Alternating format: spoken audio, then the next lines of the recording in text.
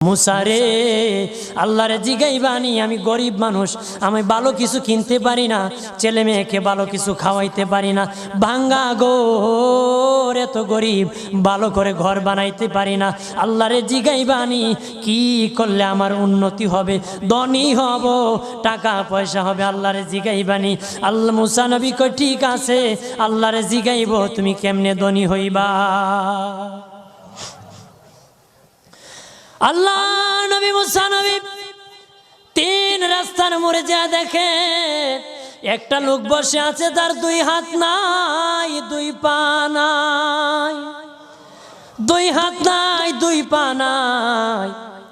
ওই লোক ডাক দিয়া কয়, মুসা রে, জীবনে কোনোদিন নিজে হাঁটতে পারি নাই, নিজ হাতে খেতে পারি নাই, কেউ খাওয়াইলে খাই, নতুবা উপবাস থাকি, বৃষ্টি আসলে ভিজি, সেখানে আমি